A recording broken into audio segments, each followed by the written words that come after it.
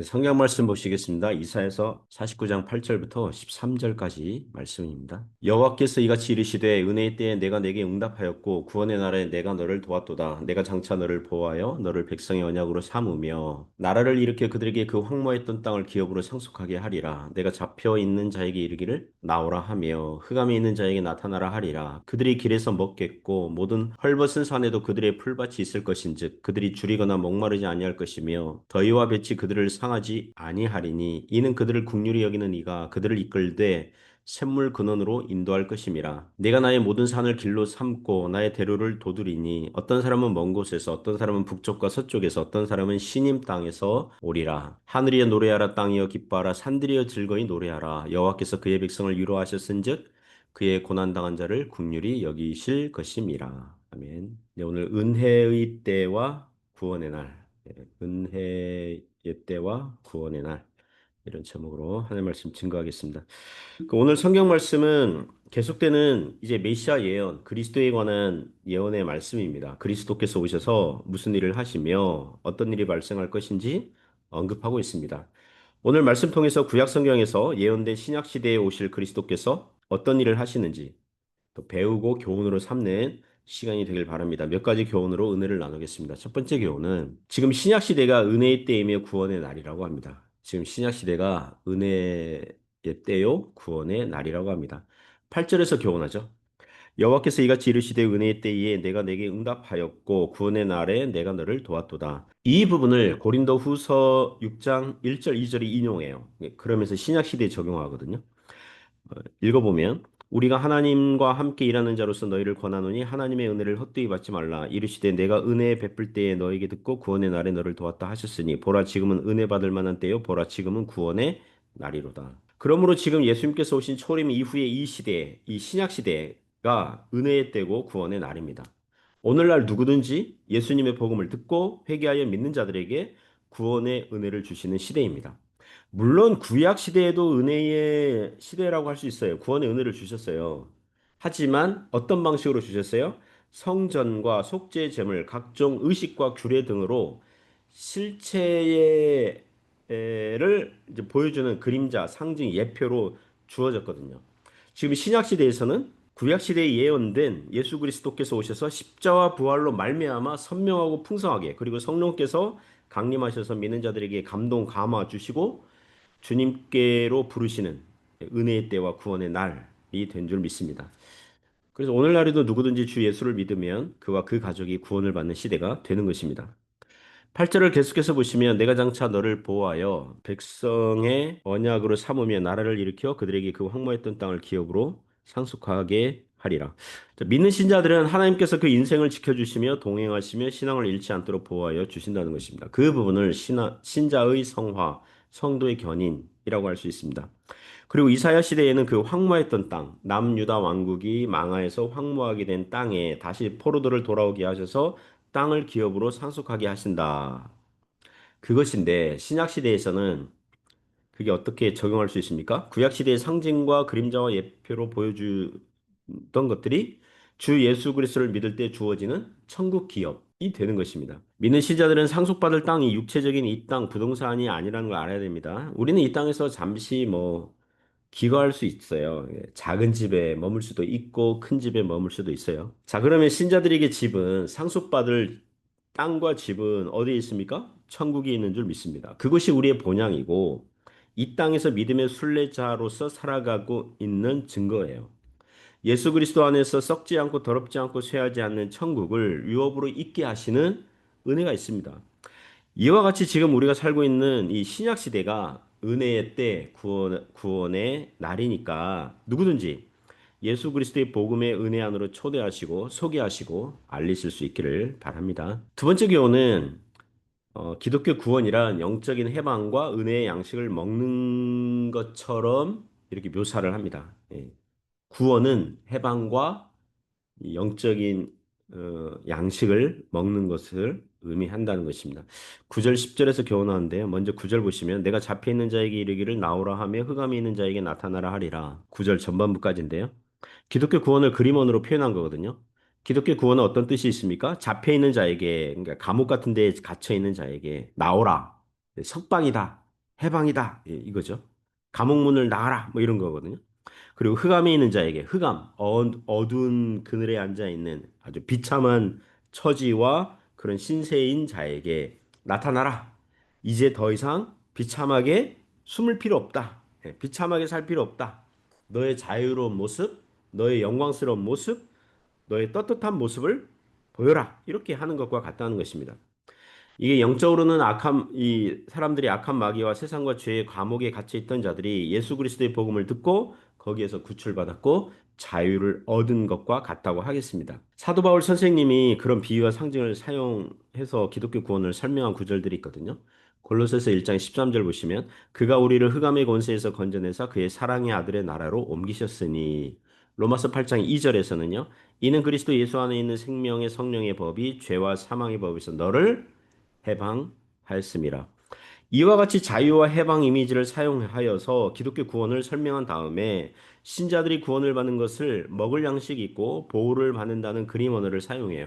9절과 이제 10절, 9절 중반부터 이제 10절 보시면 그들이 길에서 먹겠고 모든 헐벗은 산에도 그들의 풀밭이 있을 것인즉 그들이 줄이거나 목마르지 아니할 것이며 더위와 볕이 그들을 상하지 아니하리니 이는 그들을 국률이 여기는 이가 그들을 이끌되 샘물 근원으로 인도할 것임이라.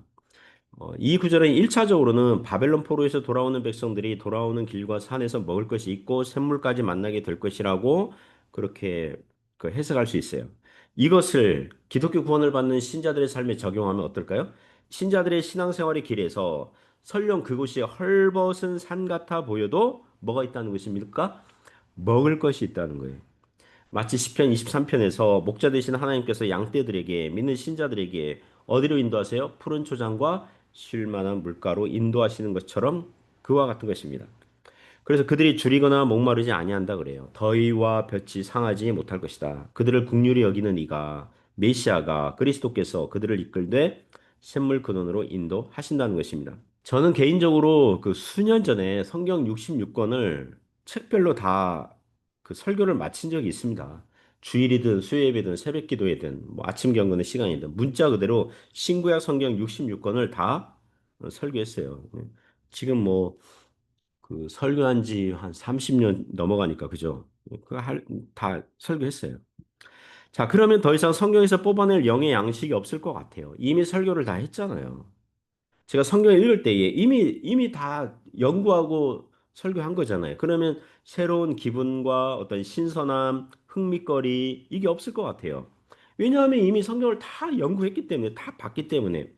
그러나 이미 수없이 봤던 성경을 또 보면 제 머릿속에 지우개가 있는 것인지 또 뭐야? 새로워요. 신선해요. 처음 보는 것과 같은 성경 구절들이 여전히 있어요. 그리고 여전히 저의 삶을 울려요. 요새 제가 마태복음 읽고 있거든요. 마태복음 통과하고 있는데 어제는 마태복음 8장에서 예수님께서 제자의 삶의 어려움을 이와 같이 말씀하신 대목이 있거든요. 어떤 어떤 제자가 주님 뭐 주님 어딜 가시든 제가 따라가겠습니다. 그러니까 예수님께서 이렇게 말씀하시죠.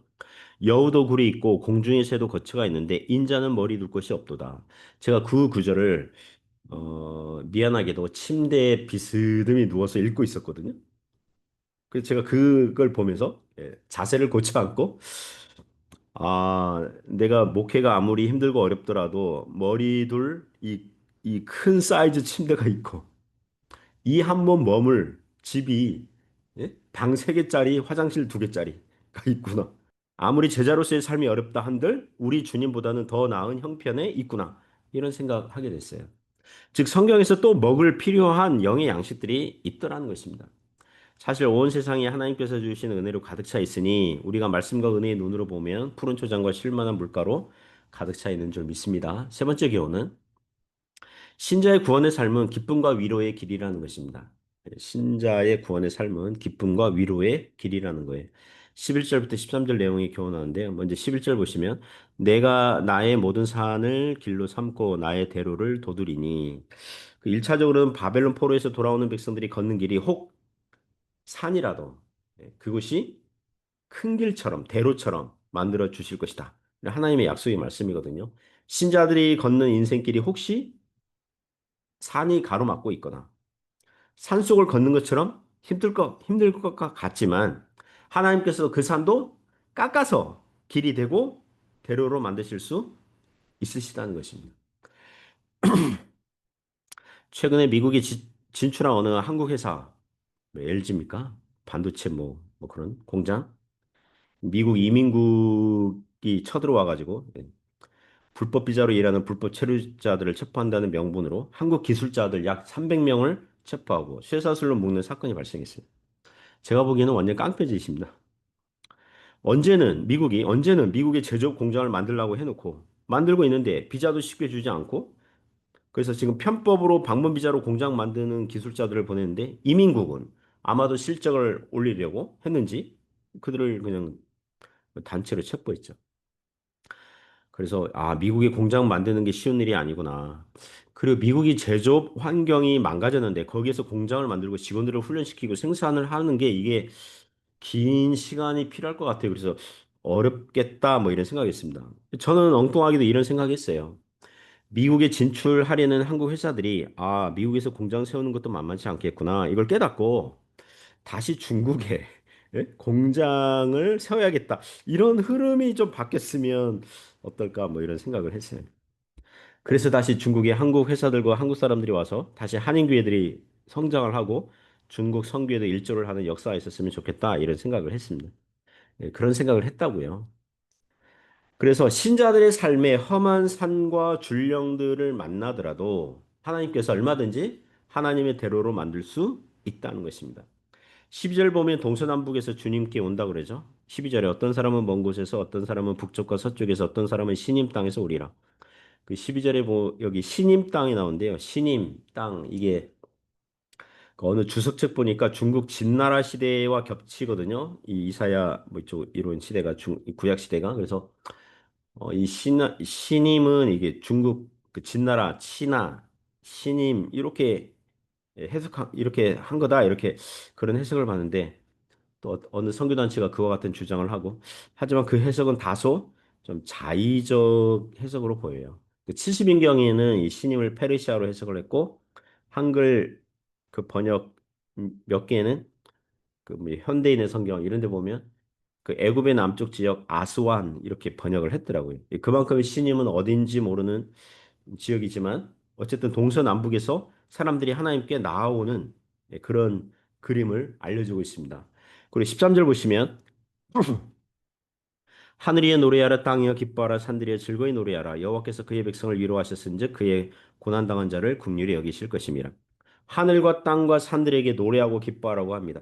사실 하늘과 땅과 산들은 인격이 없잖아요. 그죠? 노래할 수 없어요. 하지만 의인화해서 지금 설명하고 있잖아요. 만일 오늘날도 하늘과 땅과 산들이 사람처럼 노래하고 기뻐하고 춤을 출 수 있다면 그 이유가 무엇이겠습니까? 지금도 누구든지 기독교 복음을 듣고 회심하여 흑암의 권세에서 자유하게 되어 하나님의 자녀가 되는 그런 사건을 볼 때에, 그런 광경을 볼 때에 하늘과 땅과 산들은 노래하고 기뻐하게 되는 것입니다. 한때 바벨론 포로가 되어 고난을 받던 자들이 구원을 받아서 위로를 받고 긍휼히 여김을 받았는데 오늘날에도 악한 마귀와 죄의 종으로 살던 자들이 생명과 진리의 복음을 듣고 그 영혼이 자유함을 얻고 그 육체가 나중에 부활 생명을 얻고 하나님의 나라를 유업으로 받을 것이니 어찌 기쁘지 아니할 수 있겠습니까? 어찌 노래하지 않을 수 있겠습니까? 구원받은 신자들이 기쁨과 위로의 길을 걸어갈 수 있기를 주님의 이름으로 축복합니다.